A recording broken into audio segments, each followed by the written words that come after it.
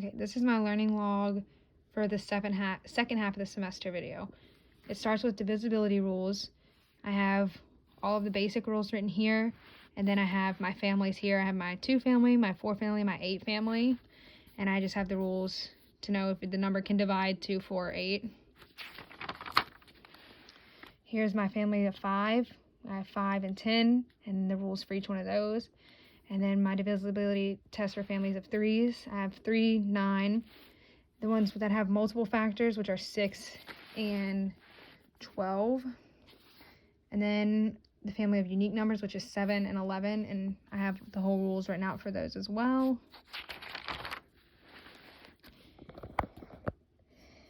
Here I go into prime numbers, composite numbers, twin primes, and relatively prime numbers. I just have everything written out for what they are. I have my prime numbers is a number with only 2 factors. My composite numbers, twin primes, which are 2 prime numbers with only 1 composite between them. And then I have some examples written here to help me remember. Relatively prime numbers. And then I have determine number of whole number divisors right here. And then this just goes into that. It just finishes what was on that other page. And then determine if a number is prime or composite. You have to find the largest prime number that its square is less than or equal to the number. If n is a composite, then it has a prime factor p such that p squared is less than or equal to n. So we started by listing all the squares, and I listed till 23. And then we go right here and say, is 397 composite or prime? And we look at its possible primes. Since 19 squared is 361, and 23 squared is 529, so that's how we know when to stop. Then I have categorizing natural numbers. An abundant number is a number whose proper factors other than itself has a sum greater than the number. Deficient is a number whose proper factors are less than that number, or the sum of the proper factors is less than that number, I'm sorry. And the perfect number is when the sum of those numbers are equal to the number itself. And then over here, I accidentally wrote the same information twice for some reason. So this is exactly what was on the previous page. I just wrote it 2 times. I think I rewatched the video or something. So yeah, this is all just repeating again. This is finding factors and multiples using Cuisenaire rods. And I hope I said that right. And then I have everyone listed and what number goes for everyone, just so I could remember if I need to look back. And then one color train made up of same color rods. So here's an example. Let's find all factors of 12. So as you can see, I had to use a 10 bar and a 2 bar to make 12 because obviously they only go up to 10. And then we see that 1, 2, 3, 4, and 6 can all be equal to 10. And I also did this with my Cuisenaire rods. I just wrote it in here to remember what I was doing. Then we go into number theory. And we have models for factors and multiples. We have the linear model or the bar model, the rectangular model. You look at the area inside of it. And if a and b are whole numbers such that a divides b, a is a factor of b, we write a can divide b. And if it cannot divide it, we write a, and that is the sign for cannot divide b. So example is 3 can divide 6 and 3 cannot divide 8. Now we look at greatest common divisor. There's a couple different ways to find the greatest common divisor. Here's the definition of greatest common divisor. You can use your colored rod method, and then I wrote the steps here of what to do to use that method. We have the prime factorization model, which is where you factor out the number, and you look right here. We have the intersection of sets model. It's basically a Venn diagram, and you put the numbers in, the numbers that are the same in the middle. We have our Euclidean algorithm. That's kind of hard to say. And it just shows you how to work it. So if you have 221 and 676, you would take 221 and divide it into 676. And then from there, when you get that remainder, you take that remainder and divide it into 221 until you end up with a remainder of 0. And when you do get to 0, whatever number you divide it into, it is the greatest common divisor. Then we have our least common multiple, and I have the definition for that right here. You see we can find it using the number line. We can use colored rods. We can use prime factorization. We can use intersection of sets. We can use division of primes or upside down division. I like to use this one. We have the GCD LCM product. So if you're trying to find the least common multiple of 8 and 12, you would take the greatest common divisor of 8 and 12 times the least common multiple of 8 and 12, which would equal 8 times 12. Now we know that we can easily find the greatest common divisor of 8 and 12 is 4. So then we have 4 times the least common multiple of 8 and 12 equals 8 times 12, which is 96. And then we're going to divide both sides by 4 to get rid of that. And we're going to get least common multiple of 8 and 12 equals 24, because 96 divided by 4 is 24. Here we use the greatest common, least common product with Euclidean algorithm. It's pretty much like this, except for we have to use the Euclidean algorithm to find the greatest common divisor. Moving into integers. I have the definition of integers and then just what they look like. The negative integers are the opposites of the positive integer. Example, -5 is the opposite of 5. Here's one black. This is the black and red chips. Black represents positive, red represents negative. So together these would equal 0. So here we have -7 plus 9. And you see that which ones cancel out and you're left with +2. Here we have addition of integers. So models of integer addition. We can use the black and red chip method, which we just did over there. Charge field method, which is basically like this one, except you use a positive and a negative sign. Number line model, pattern model, and then we have our definition of absolute value here, and there we go, absolute value, and then like that. Properties of integer addition, we have closure property, commutative property, associative property, and identity element. 0 is a unique integer such that all integers a plus 0 equals a.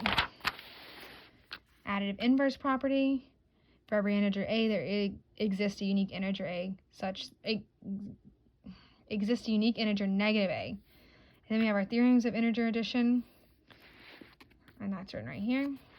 And then subtraction of integers, so we can use the black and red chip model again. You can see we have 5 minus 3, so that was pretty easy.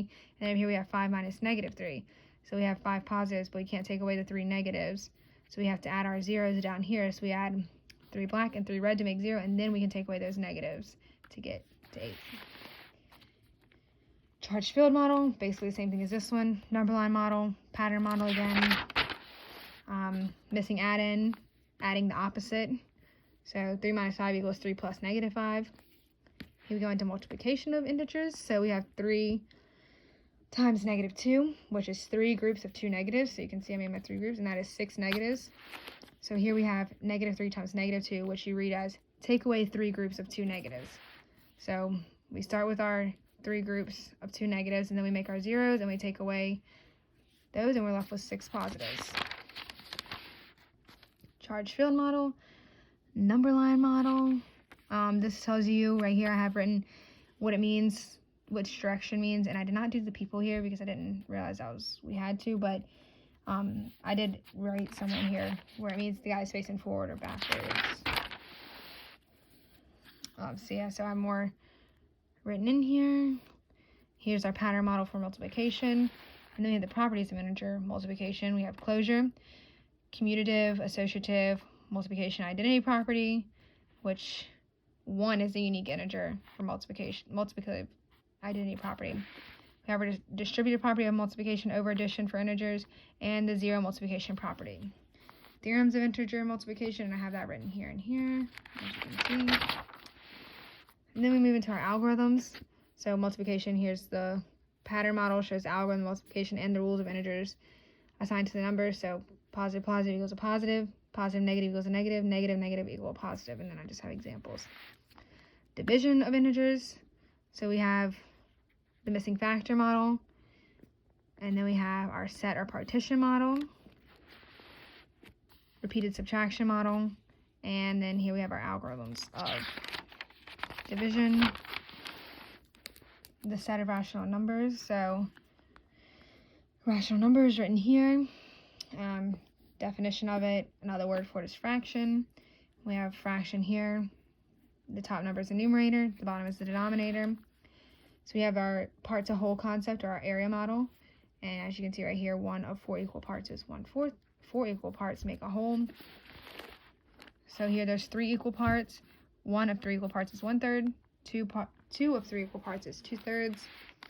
our number line model for fractions.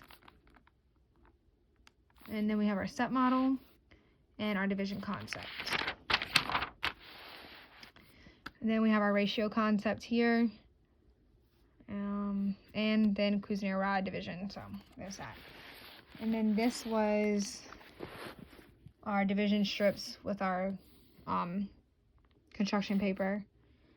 And I just put them on here, tried to get them as close as possible as I could, but all of them are on the equal fractions, so you can see what equals what.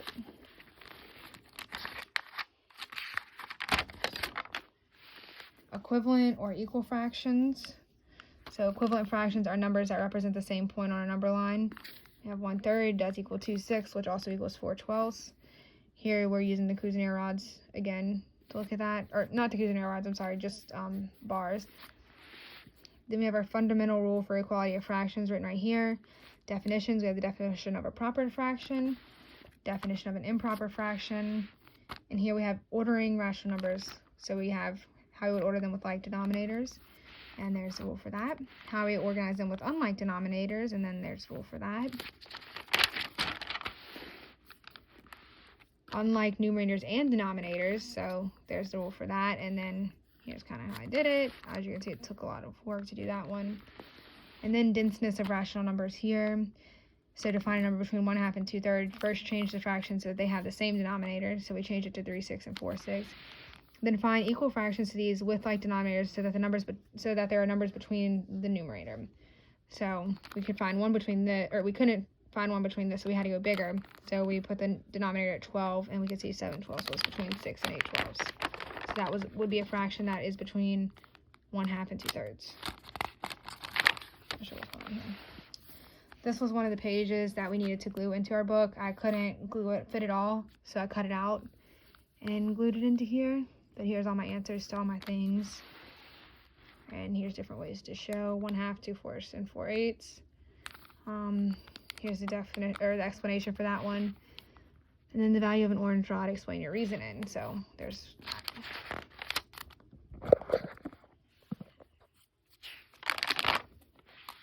Here's another page that I need to glue in here. Once again, I couldn't fit it, so this was page 207. I had to cut it out and glue it. But complete the following fractions that are closest to 1/2, so that they are closest to, but more than 1/2. So for 50, we know that 25/50 is 1/2, so I went 1 at 26/50. And these are complete the fractions so that they are closest to, but less than 1. So we know at a 50/50 would be a whole, so I went 1 under just to make it closest to 1 whole.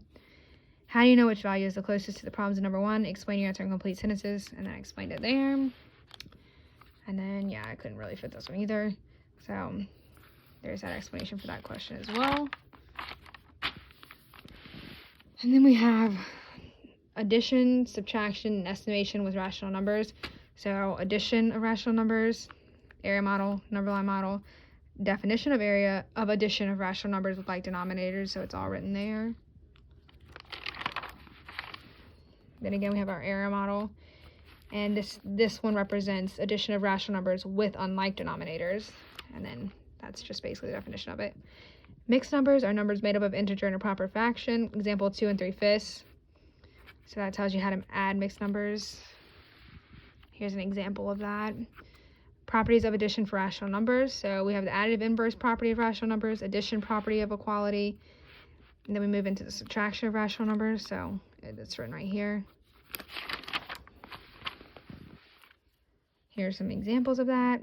Estimation of rational numbers. When estimating rational numbers, compare the rational number to 3 benchmarks. So 0, 1/4, 1/2, 3/4, 1, etc. Estimate the following. So we put this as close to 2, and this is close to 1, so we would estimate it to be 3. Multiplying fractions, so whole number times a fraction. Here's our example. Multiply by paper folding. I did this with just a piece of notebook paper, but where the black lines are is where I folded my paper. And then you can see I used red to represent 3/5, and then I used yellow to represent 1/2, and then you can see right here where it's kind of orange, that was my answer. It would equal 3/10. Make connections right there. Dividing fractions, so how many 1/2s are there in 3? The answer is 6. You can use a set model. Dividing a fraction by a fraction, 3/4 divided by 1/8. How many 1/8 are in 3/4? The answer is 6. We can also use a linear model. We can use a missing factor model, which we would flip it and say 1/8 times x equals 3/4, and we figure out from there. If a and b and c and d are rational numbers, then a over b divided by c over d equals a over b times d over c. That is our algorithm. So then we move into decimals. This information I also will have glued in here, but I wrote it down as well because I just remember better like that. So here's where we get the word decimal from, and then here's our charts. We have our tens, units, decimal point, tenths, hundredths, thousands, 10,000s, and 100,000s. And this is how we read decimals. So it just explains how to read them properly. And this is expanded form right here. Or this is also expanded form. You can see we go by the powers of 10. Here we use fractions, here we use powers of 10. Changing fractions to a decimal.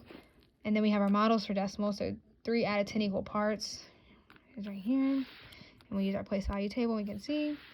And then here we have 100 squared. This was a 10 square. This is 100 squared. So 35 out of 100 equal parts is represented right here. And that's how we mark it. And then there's our place value table to write it. And these are all basically the same thing, except this is 1,000 square. Then this one I took a tenth square to show it on the number line. Equality of decimal. This represents 0.3. If I take and shade 30 hundredths, 0.30, it would be equal. If I take and shade 300 thousandths, 0.300, it would also equal. It would also be equal to 0.3 and 0.30. So, which number is the greatest? We have 19 hundredths, 36 thousandths, 195 thousandths, or 2/10. And here I use my fraction squares, and then I ordered them from least to greatest. And then this is using the place value list, numbers in order from least to greatest. So I just use my place value chart to list these in order from least to greatest. This is the page I was talking about where I wrote it as well. I couldn't glue it in because when I tried to cut it, it would have just cut off words and stuff and it wouldn't have fit. So I just kept it right here. And I marked where it was supposed to be. Here we go into terminating decimals, which are decimals that can be written with only a finite number of places to the right of the decimal point are called terminating decimals. So a rational number, a over b in simplest form, can be written as a terminating decimal if and only if the prime factorization of the denominator contains no primes other than 2 or 5. The following can be written as terminating decimals. 7/16 because 16th is 2/4, so it has a 2 only. 19/40 because 40 equals 2/3 times 5, so it still only contains a 2 or a 5. And 3/160th because 160 is 2 to the 5th power times 5. The following cannot be written as terminating decimals. 11/18 because 18 is 2 times 3, and we can only have a 2 or 5. So same goes for these. There's a 13 in this one, and there's a 3 and a 7 in this one. So those cannot be written as terminating decimals. Here we go into converting fractions to decimals. So convert each fraction to a decimal by first writing a fraction whose denominator is a power of 10. So it just explains how to do all that here. And then I just wrote all of my explanations out so that when I went back and looked how to do it, I could practice again and again. Here's kind of an example of what I did. This was just kind of all my work on that. I just wanted to be able to go back and see what I did. And then by division, terminating. So you can see how that works. Operations with decimals. So we have adding our decimals, and I used my 10 square and 100 square to show that addition using the algorithm. And then we have to add decimals, write all the decimals in the same place value and then add, which is kind of what we did up here, as you can see. And then we have subtracting decimals. The shaded part is what I subtracted out, and then this will be my answer. Then we have using the algorithm. We have multiplying decimals. Again, I use my 10 square. So 3 groups of 2/10. So we have 1 group, 2 group, 3 group, and it comes out to equal 6/10. Basically repeated addition. A decimal times a decimal is written here. The shaded part is the answer. Decimal is greater than 1 times a decimal. So 1.3 1 3/10 times 2/10 equals 26 hundredths. As you can see, again, the shaded part would be my answer. Oops. Here is dividing decimals, and then just all the rules. I could go back and look at them. When the divisor is not a whole number, here's how we do it. And then I just wrote this here to remember an elementary school test. This process is usually described as moving the decimal point 2 places to the right in both the dividend and the divisor. We need to teach children why the decimal is moved. And I just wrote that because I want to remember that. Here we go into non-terminating decimals, which is the decimal of this type is a repeating decimal, and the repeating block of digits is the repetin. So repeating decimal is written as 1800ths, where the bar indicates that the block of digits underneath is repeated continuously. Here we have writing a repeating decimal in the form A over B, where, so that just goes into all of that. And then this was all the steps I wrote down from step 1 all the way to step 4, just so again I could remember how to do it. So that's how you do that one. Again, just writing it as a fraction. An equivalent approach is to multiply 235 thousandths by 10 to the third, since there is a 3-digit repetin. So 235 thousandths times 10 to the third would equal 235.230. Yeah, just that repeating it again. And then just more rules about it that I wrote, just so I can remember for my exam and when I start teaching. And this is my last page here. So this was writing this number as a rational number in the form A over B. So we multiplied it by 100 times 10n, which would give us 1000n, which would get this number on this side of the decimal is what we were trying to do. And we did that, and then we put only the 45 was repeating, not the 3. So then we had our thing here, so we did 1000n minus 10n equals 990n, and there's that. And then by division repeating, so 1/3 equals 3/10 repeating. Here's the division that explains why. And that is that.